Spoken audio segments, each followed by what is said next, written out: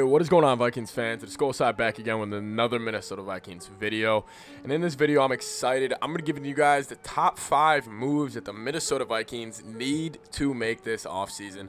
Listen, I think the Vikings have a ton of talent on this team. I think you guys all do too. I think we have the potential to be good.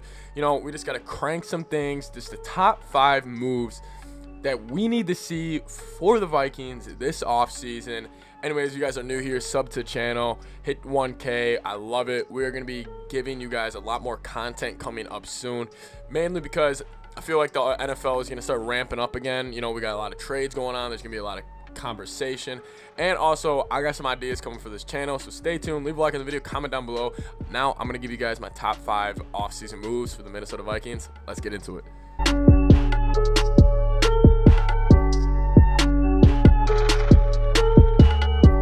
All right, so my number 1 move, God, this sucks, but it would be to cut Kyle Rudolph. I think Rick Spielman, listen, I get Rudy. He's great for the city. He's great for the organization. He's a great locker room guy, but just financially and his production on the field do not correlate with where this team is going. And if we're just looking at it on that standpoint, I've already made a video about this, but if you're just looking at it from that standpoint, of financially, he's making way too much money and he's not producing like he used to. And then you also add that on top of the fact that I think he's the 3rd best tight end on our roster right now, and it comes in running and pass catching. The only thing he's probably top dog in as our tight end trio is honestly red zone efficiency. But then again, Irv Smith was one of the most red zone efficient tight ends, and we already have Adam Thielen as one of the most red zone efficient receivers in the NFL. My first move, definitely cut Kyle Rudolph. All right, and my second move I would make, this isn't in order of importance. It would just be add another wide receiver. Now, listen, I think the Vikings, I think if they're going to add another wide receiver, the only reason I would do this is for the reason that they open up the offense more. See, if they're going to still run like the same generic 2 tight ends, 2 receivers, or tight end, fullback, 2 receivers, I mean, whatever the formation may be, but if they're going to go more towards, hey, Kirk's in shotgun, Dalvin to the left, Thielen and Jefferson split out wide to the right with Irv in the tight end wing spot, and then you also got another, you know, maybe like a Keelan Cole from Jacksonville, or a DJ Chark from Jacksonville that you could go grab, or a receiver you draft in the 3rd round maybe.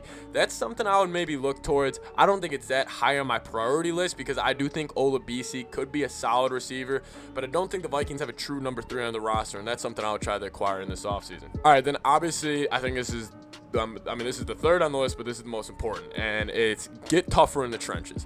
And that just means in general. I mean, that means with getting healthy, with getting Danielle Hunter, with getting Michael Pierce, maybe you draft O-line, D-line. I swear to God, if that 1st round pick, listen, obviously stuff can change. Like, for example, if Zach Wilson's there, I would obviously want them to take him at 14, but he's not.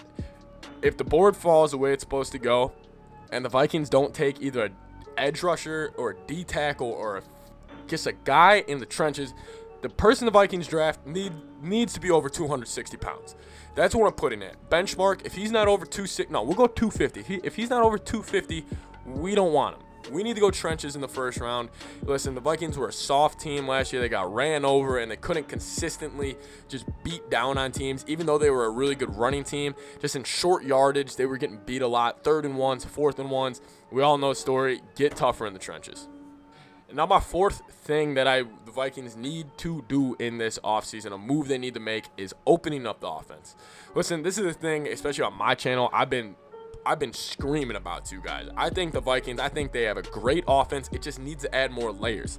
And I think some people are saying they should change the whole offense, go to spread. I would disagree. I think the Vikings offense was really good last year, really efficient. They just need to change it in certain situations. They got to get Jefferson more involved. And listen, I know he had 1,400 yards last year, whatever his end numbers were. He was also not, he was bottom, I don't even know if he was top 25 in targets. I think he ended at 31, but he had the most yards per target in the NFL last year. That shows how efficient he can be. I would go get him involved.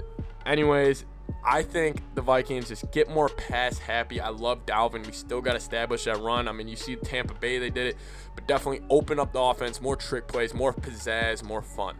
On my last one, I think this is pretty obvious. Let's get the defense going again. And I think this is a move that is also made through the draft, through getting healthy, and maybe by adding another corner or safety.